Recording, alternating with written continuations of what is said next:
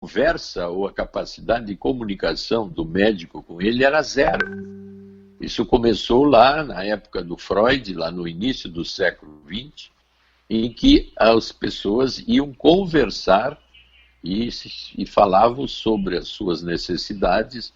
O Jung também era um discípulo de Freud que começou assim, tratou uma mulher que estava internada dessa forma no manicômio lá na Suíça, e conversando com ela, ela foi melhorando, uma jovem, e tem os 2 filmes, O Método Perigoso, que mostra bem o tipo de melhora dessa pessoa através da conversa, e ela acabou sendo a primeira analista que depois voltou para a Rússia, porque ela era russa, porque melhorou tanto que foi fazer psicanálise e ficou analista, ficou psiquiatra. Tu vê que então, essas coisas, se a gente vê dessa forma, o preconceito começa a diminuir, mas ainda até hoje. Porque tu vê que o tempo do leprosário, tu era leproso, imediatamente te jogavam fora da sociedade.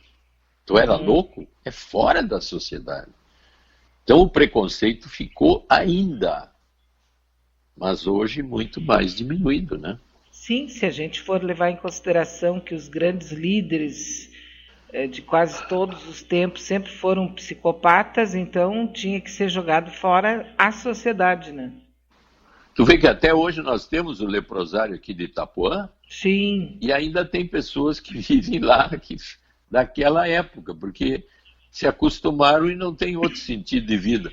Mas agora é um leprosário histórico. Eu posso ir lá, até esses tempos um amigo disse, eu queria visitar o leprosário, porque tem tantas histórias do passado. Eu fui lá.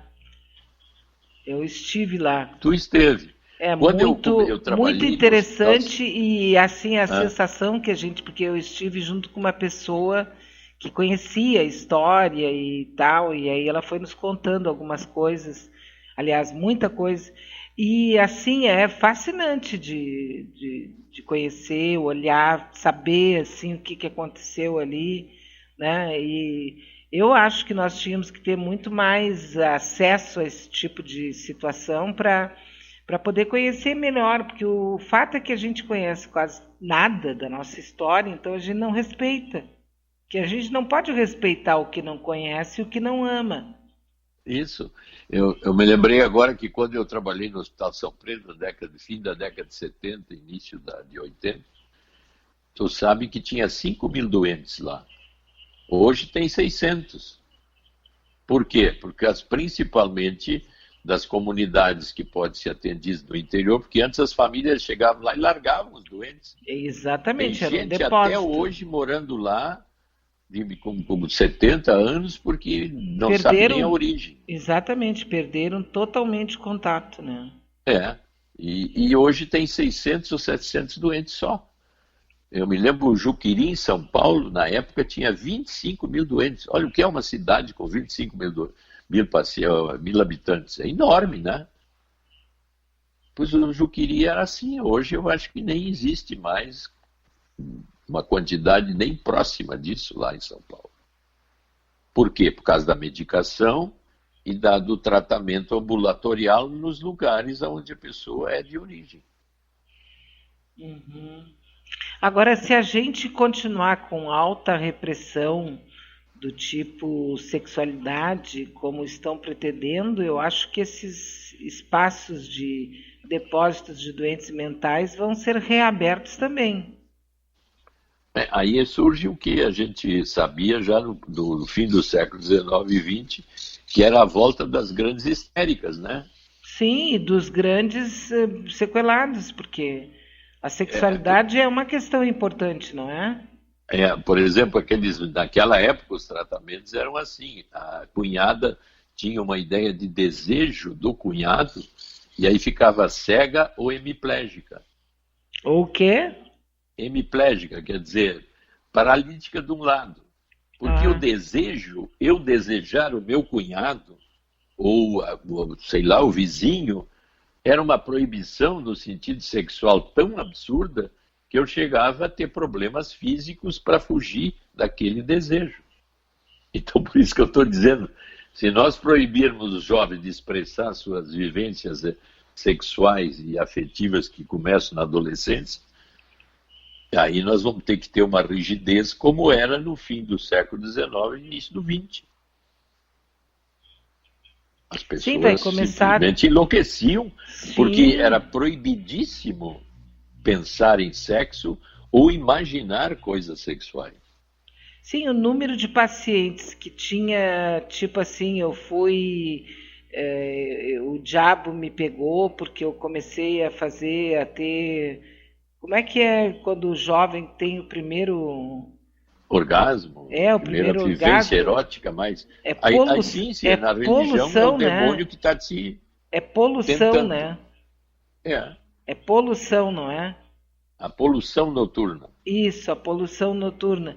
E tinham muitos que estavam ali no São Pedro, porque lá na cidade do interior as mães viam os lençóis manchados e pronto, o rapaz estava ferrado, né?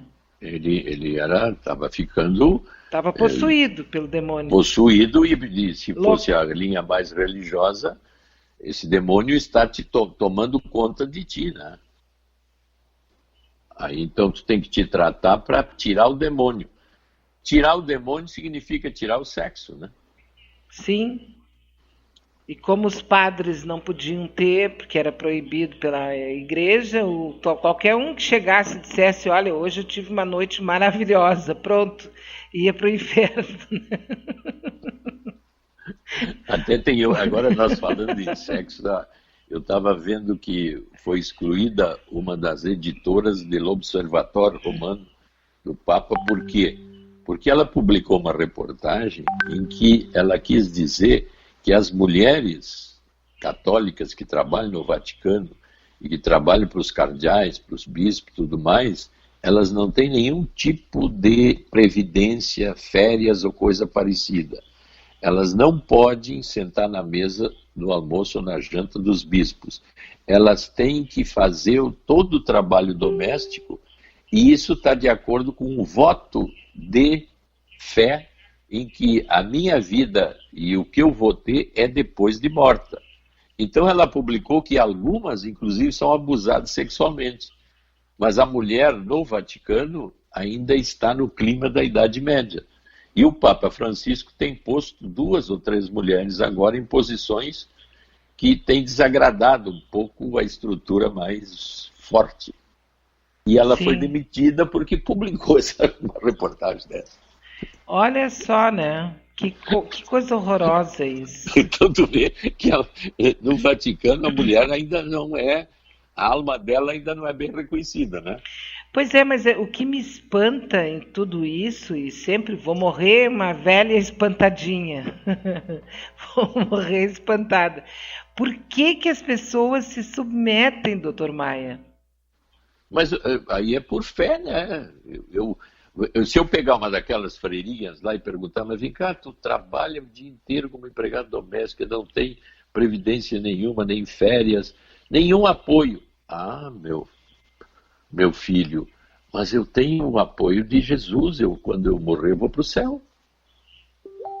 Então, a fé também pode te escravizar numa situação, né? Mas será que isso existe? Eu fico tão chocada, sabe? Mas a reportagem é essa, tá? Uhum. Eu não sei, eu vi isso na Folha de São Paulo, acho que de sábado ou de sexta, não me lembro. Uma reportagem completa sobre a ascensão lenta das mulheres no Vaticano. Que coisa, né? É impressionante. Eu também, quando li aquilo, eu li 2 vezes, até porque eu fiquei perplexo. Aí eu fui falar com um colega que é psicólogo, que é extremamente católico. Aí eu digo, vem cá, o que tu acha disso? Mas Maia, ela fez um voto de fé. Ela está vivendo a fé dela em função da nova vida depois da morte. Olha só. Ô Beatriz, eu e tu, eu acho que são pessoas de pouca fé, né? Nós somos. Eu não tenho nem fé de mais, nem fé de menos. Nem fé de menos. Eu não consigo, sabe? Como eu me sinto uma pessoa, às vezes até pela liberdade, né? Porque é interessante uma coisa, se tu é preso, por exemplo, tu vai ser preso, tá? Tu vai ficar numa cela. Naturalmente, a primeira coisa com a qual tu passa a sonhar o tempo todo, qual é a coisa? Liberdade, não é? Liberdade. Porque tu tá preso ali dentro daquela cela. E na vida, tu vai construindo, de vez em quando tu vê, tu tá dentro de uma cela, uma situação qualquer que não deixa de ser uma cela. E daí as pessoas não têm esse mesmo ímpeto de liberdade, elas vão se acomodando. Porque a liberdade me parece ser o valor fundamental na vida de qualquer pessoa. Mas tem pessoas que se assustam com a liberdade. Quer dizer, aí tenho que ser eu prefiro estar comandado por alguma coisa que me dá segurança. Pois eu preciso da segurança do ambiente que me cerca. Então, eu tendo a ficar limitado e pouco criativo, porque o que abre campos de criatividade? Na realidade, é inquietudes, ansiedades, dúvidas, indeterminações. E se eu lido bem com isso, eu abro campos pessoais cada vez mais criativos meus, senão eu fico como um cavalo encilhado. Quer dizer, sim, quem comanda as rédeas? É o cocheiro. Agora, quem é o cocheiro? Não sei. Tem alguém que me comanda. Mas eu não sei quem é, mas eu sei que, sabe que até é bom ser comandado, porque aí eu não preciso ficar ansioso para saber o que fazer. E também não tem a dose de culpa, né? Não, porque eu não estou fazendo nada errado, eu estou obedecendo meu amo e Senhor. E eu confio nele. Isso pode ser uma religião, pode ser um partido, pode ser um futebol, pode ser... Tu escolhe o teu senhor, né? Ou o teu marido, a tua esposa, o teu, sei lá. Nós vamos escolhendo os nossos carrascos, não é? Isso, e eu considero esse carrasco o meu amo e Senhor, que eu amo muito e que ele me mantém uma vida boa até não sei quando. Ele me cuida. Puxa Tu não vida. gosta de ser cuidada, Beatriz? Não. Não preciso ser cuidada. Eu sou adulta. Eu preciso ser mas tu amada, vê que tem gente que adora ser cuidada. Cuidada não. Quem precisa de cuidador é doente. Hein? Quem precisa de cuidador é pessoa que está com problemas físicos ou problemas de saúde. É doente. Mas está cheio de gente que tu diz, como é que tu está? Estou sendo bem cuidado pela minha mulher, estou sendo bem cuidado pelo meu marido. Bem tratado é uma coisa. Agora, quando o cuidador, tu tem que obedecer a todas as regras que são dele e que tu tem, sabe, é tudo muito circunstancial e pessoal. Não quero generalizar. Mas eu quero dizer assim que cada um de nós está dentro de uma circunstância que o ideal é que eu cada vez pense mais por mim, seja mais capaz de me administrar, ser criativo, me sentir bem e com sentido de vida, sem tédio, e vivendo uma vida criativa. Esse é o ideal. É, claro, lógico. Nós vivemos aqui, até eu vou pegar um fato aqui dessa semana. A Bia Dória e o João Dória, nessa semana circulou uma informação de que eles estavam se separando consensualmente. E aí ontem ela falou para uma repórter mais conhecida e disse que não, que isso é tudo mentira, que ele estava dormindo no palácio sem poder voltar para casa, porque ela estava dando uma durinha, entre aspas, durinha nele. Mas que eles não estão pensando em separação. Só que quando surgiu a notícia, não faltou, até foi para os trend toppings lá do Twitter, as pessoas do lado da Bia. Estamos contigo, Bia. E me perguntaram o que eu achei. Eu digo, não sei porque eu não conheço a história direito. Eu sei que na campanha eleitoral surgiu, isso em 2018, surgiu um vídeo em que supostamente o